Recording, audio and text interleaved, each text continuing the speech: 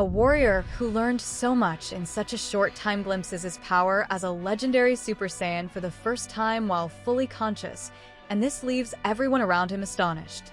Just when they thought he couldn't surprise them, he goes ahead and shows insane brilliance by absorbing a fight he didn't even participate in. And that's how the newest beast of Universe 7 is born.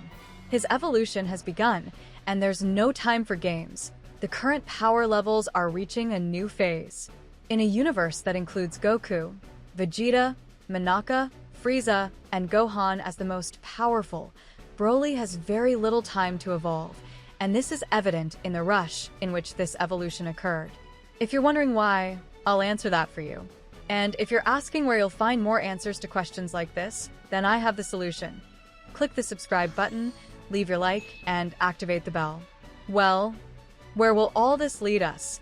And what's the purpose of making Broly stronger at this exact moment? We'll explore all that and more in today's video, so stay tuned to every word said and be careful not to fry your brain. Let's dive into the video. Broly was reintroduced to the Dragon Ball universe in the movie Dragon Ball Super. Broly, released in Japan on December 14, 2018. This film reworked Broly's story, making him part of the official canon of the series, with direct supervision from the creator, Akira Toriyama, bringing back a warrior who had previously appeared mostly as a villain in other instances. In those instances, he was merely the enemy, and many were somewhat displeased with this risky, yet incredible move to work with a character of his level. Someone like this couldn't just be introduced to be an enemy who would be quickly defeated and then disappear from the Dragon Ball world. Broly's character was reworked to give more depth and complexity to his story. Instead of being just a villain driven by rage, Broly was portrayed as a tragic character who suffered abuse and manipulation from his father, Paragus. By giving Broly a more tragic and human story, the creators made the audience feel empathy for him, making the character more interesting. The new version of Broly allows for exploring different dynamics with Goku and Vegeta, who see potential in him and want to help him control his power, rather than simply defeating him. Introducing Broly as a more complex character also helps expand the Dragon Ball universe, adding new layers of story and possibilities for future sagas. This approach made Broly one of the most popular and beloved characters among fans and opened doors for future appearances and developments in the series. That's exactly what this topic is about. A whole range of opportunities has been opened. The end of the manga, before it went on hiatus, left us a clue about Broly's future. If you look closely, normally, Goku would have taken Broly to meet the rest of the Z Warriors, but he didn't this time, understanding that now that Broly has learned to control his berserker form of the legendary Super Saiyan, he would become stronger if trained by Whis on Beerus' planet. So, he just left him there, perhaps out of Goku's neglect. I can't say for sure, but the fact remains. Now that Broly has demonstrated his capabilities and his ability to control himself by simply observing how Gohan controls his inner beast, he's about to reach a new level. We know he needs to get stronger quickly, since we've seen how the power levels of Universe 7 have exponentially increased, and Broly must catch up.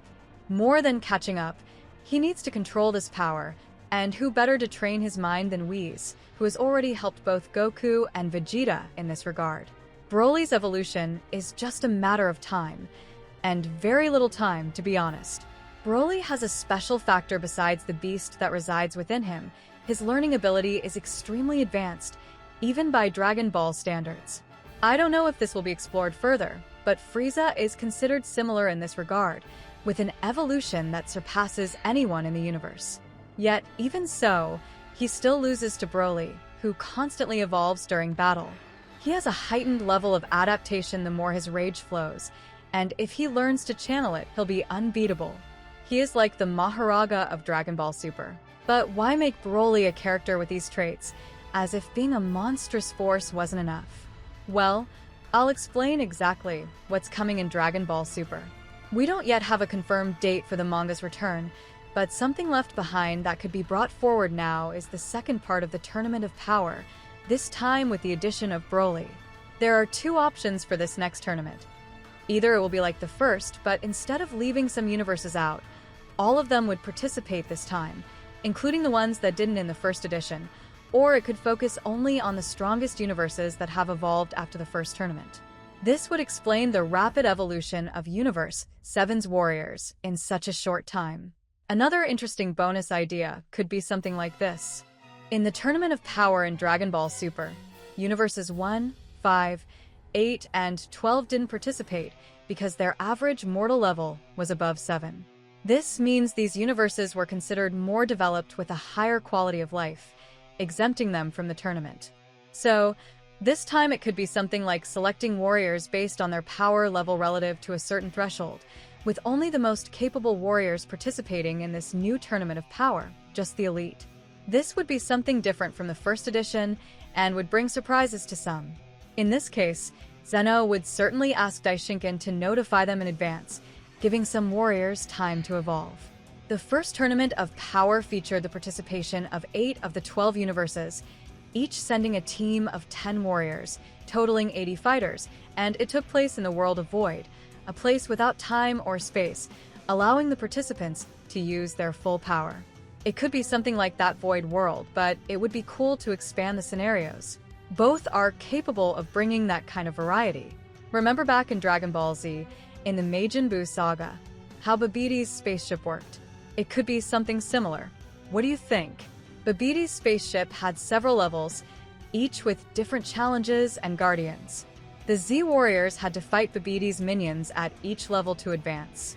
Each level provided access to a different setting, and there could be something like that in each battle to not only make it more difficult, but to bring a more enhanced dynamic, so it wouldn't be as static as the first edition.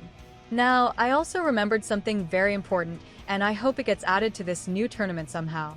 I hope Trunks and Goten can participate and surprise us in this new tournament, alongside Broly, who will also be making his debut. In the first edition, the winning universe was the one with the most remaining warriors at the end of the time limit or the last universe with fighters in the arena. Since the match lasted 100 tacks, which is equivalent to 48 minutes, it would be interesting to either remove this time limit or add more dynamic one-on-one battles to prevent stagnation. Even though the rules of the first edition created an environment of high tension and strategy, where every move could determine the fate of an entire universe since they were burdened with the elimination of their world, right now, I can't think of anything beyond the desire to be the strongest that would push them out of their comfort zone. Well, actually, I can. Look, what if those other universes that didn't participate were told a lie by Zeno? What if they were not excluded because they were stronger, but simply because Zeno couldn't control them? What if he created the first tournament to select or warn participants that something like this could happen, emphasizing the importance of training, creating rivalries that would make warriors from all universes desire even more to evolve their current strength? And then, when the time comes, Zeno summons the strongest for the ultimate battle against those universes, which might be controlled by another being with the same level of power. It would be like a game of universe conquest. This would bring a better dynamic to Dragon Ball Super, taking away the notion of just one being superior and capable of everything, but instead, there would be someone actually able to rival them. What do you think of all this? Leave your comments on these crazy ideas, and if they make sense to you.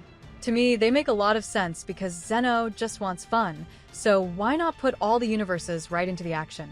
To me, there's something behind all this, and if it's more complicated than it seems, or I could be wrong, but I hope I'm not. Anyway, I really want Broly to evolve soon so we can see him in action, and along with him, Goten and Trunks of course, as well as Goku and Vegeta, Gohan and Piccolo, and the insane Emperor of Universe 7, Frieza.